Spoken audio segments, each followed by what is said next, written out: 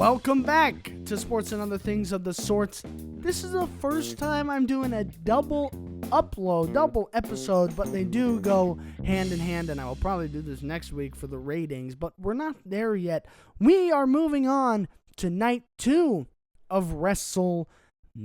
This one is filled with championships and a few grudge matches, and I've got a few hot takes, I think, maybe just one, I don't know.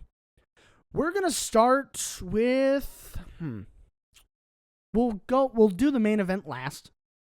But we'll start with the Sin City Street fight between Drew McIntyre and Damian Priest. This will be a good match because they're both big dudes with big power. I just wish Drew McIntyre was going after a title. I don't know. That's just me. That's probably not just me, but I would like to have seen Drew McIntyre and even Damian Priest going after the Intercontinental Championship or the United States Championship, no matter what brand they're on. I don't care. Put them in there, get them a title because they have both done really well, but Drew McIntyre especially had a really, really, really good 2024. Obviously, there's still time left in the year for Drew McIntyre to get a championship or to get a championship opportunity, get another good feud. But still, it's WrestleMania. I would have rather seen him go after a title now. Anyways, I'm rambling. My prediction, I think, oh man. This is another one of those where both of them could win, and I wouldn't be upset because I think they both make sense. But I think Drew McIntyre is going to kind of tap into that Scottish psychopath phase of his career and just not squash Damian Priest, but by the end, it's going to feel like you just watched a 30-second squash match because Drew McIntyre is just going to flip a switch and he's going to unlock a new level of psychopathia. Is that a word? No, that's not a word. Still, I think Drew McIntyre is going to step it up a whole bunch. And it's going to be violent. And I'm excited for violence. Next, AJ Styles versus Logan Paul. Not only do I think this match has the potential to be match of the PLE, I think this has the potential to be a top 3 match of the year from all wrestling companies, because when you combine somebody like AJ Styles, who even at 48 years old, can still do what he does, and then an athlete like Logan Paul, who's still in his late 20s, ooh, it's going to be a good match, because AJ Styles can work, and so can Logan Paul. And you know the way a Logan Paul match works, and this is no shot at Logan Paul's wrestling ability. Like, it still takes a lot to do it. But Logan Paul rehearses his matches a ton, I believe. Maybe he doesn't, but I think he does. Because, you see clips of him trying out those huge springboard moonsaults and stuff like that. He rehearses his matches a ton, which, like, old school wrestlers will say, oh, we just call it on the fly, whatever. But I don't think it takes away from the match at all that it's super rehearsed. However, I think AJ Styles has to win, because if Logan Paul wins, that would hurt all wrestling fans everywhere, from TNA to here at WWE to AEW to Ring of Honor to New Japan to NWA to, OVW. Like, to watch Logan Paul beat a wrestling legend like AJ Styles would just hurt. So I think AJ Styles is going to win for the betterment of the wrestling community. Next up, the Fatal 4-Way match for the Intercontinental Championship. Penta versus Finn Balor versus Dirty Dom Mysterio versus the Intercontinental Champion, Braun Breaker. So this is a tough one, because I really want Finn Balor to win. I'm sick of Finn Balor always coming in second place in these championship matches. He always gets the opportunity, and he never wins. And I would love for Finn Balor to win. However, I think Dom Mysterio is going to win. I think it's going to lead to, a shift in power dynamic in the Judgment Day, and it's going to slowly boot Finn Balor out. And then hopefully Finn Balor challenges Dom Mysterio at some point for that championship. And hopefully Finn Balor finally wins a championship on the main roster. Because he's way too good to just be a tag team champ every 3 months with JD McDonough or Dirty Dom Mysterio. It's time for him to get some singles gold. So I think Dom Mysterio is going to win at WrestleMania, leading to a Finn Balor versus Dom Mysterio match sometime down the road. Colin. I hate you. All right, go. I think Penta wins because he has only lost 4 matches since he's debuted in January. One was the Royal Rumble. One was a triple threat against Ludwig Kaiser and Pete Dunne, where he wasn't even pinned. One was the tag team match against the Judgment Day when he teamed with Braun Breaker and got speared by Braun Breaker on accident. And one was when he lost to Braun Breaker in the Intercontinental title match, and that was by disqualification. He has only been pinned and submitted once since he debuted.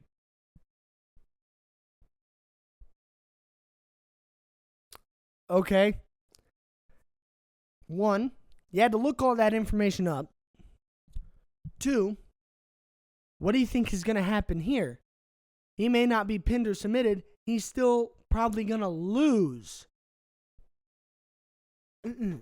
Great defense. All right.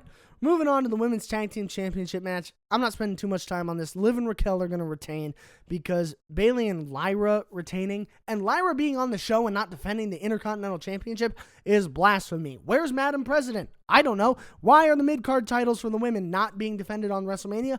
Who knows?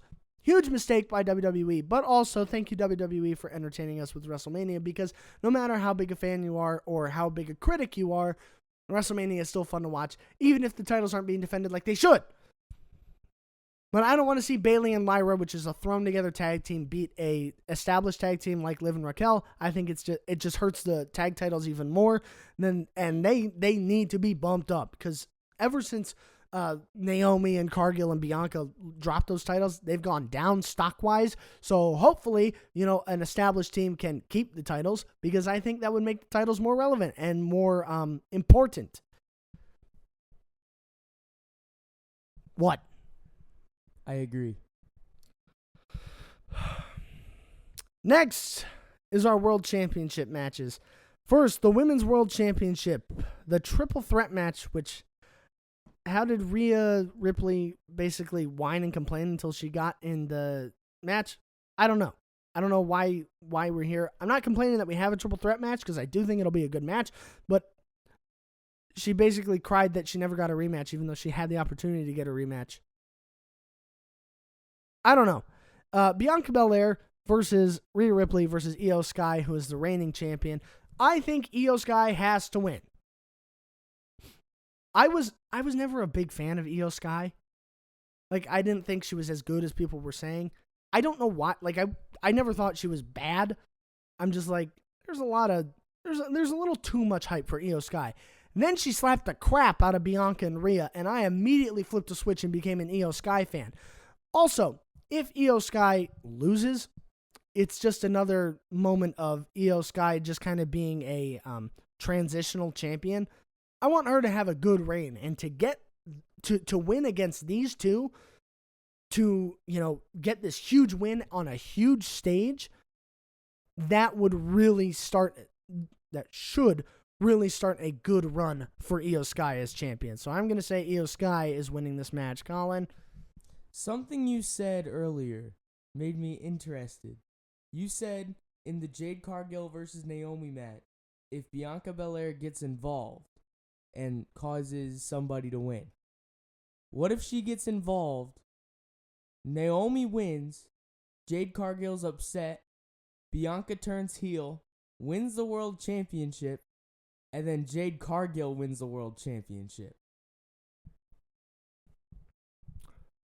So again, it would make Io Sky just another transitional champion, and sure, she's a 2-time world champion at this point, but it makes her world title reigns mean absolutely nothing. The first time, that world title was basically just a prop in the Damage Control versus Bayley story. for Bayley to take the championship, and now it would just be a prop for Jade Cargill to get the championship. What's the point of having Io Sky as champion if you're not going to use her as champion in a fun and, meaningful way? All right. And finally, the main event. Cody Rhodes, the Universal Champion, versus, this is a fun sentence to say, Cody Rhodes versus a heel John Cena. His last WrestleMania, which, can we just take a second? Because despite his character right now, despite what he's doing, this is John Cena's last WrestleMania. Isn't that crazy? Anyways, to get to the important part of this match, I think John Cena is going to win. There is no way The Rock, who started this story, got involved in Elimination Chamber and doesn't touch this match ever again.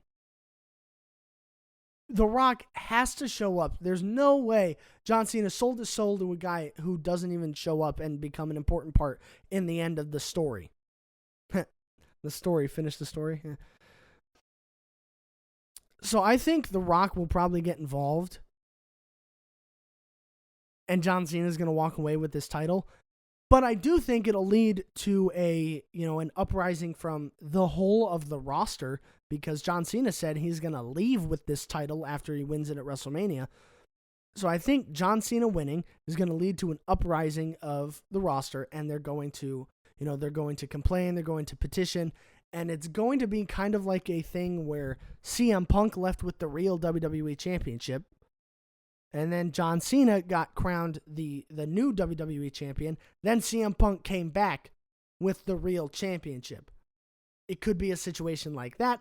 It could be, maybe you see footage from security cameras. John Cena's filming a movie, and a wrestler tries to attack him and tries to take away the championship, failing, but it makes John Cena a little worried, and he'll come back, and it'll jumpstart another story.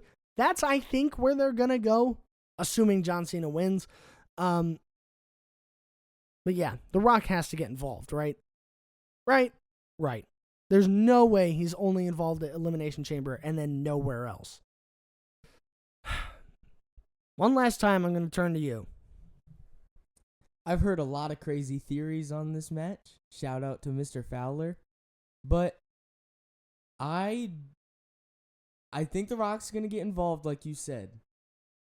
And I've been back and forth on who's going to win. But I think Cody Rhodes is going to retain. And The Rock's going to want a match for it. Yeah. Cody's going to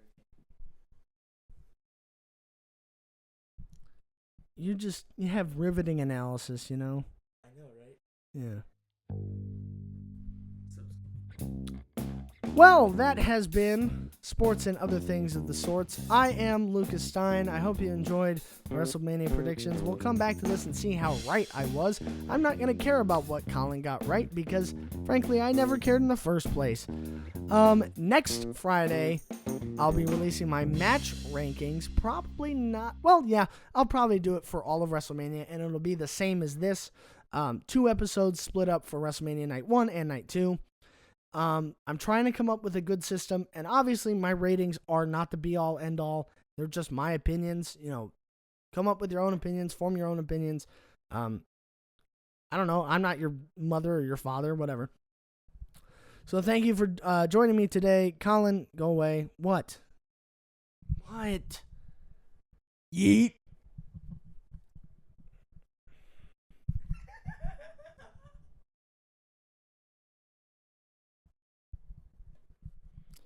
Craig. Yeah, what's up? Can you get him out of here, please? Who? Oh, him. Yeah, okay. Thank you, finally. Yeah, doing something worthwhile. All right, let's go, dude. Come on. Through the door. Jeez. Shh. All right. With that, I am Lucas Stein signing off, and I'll see you next week.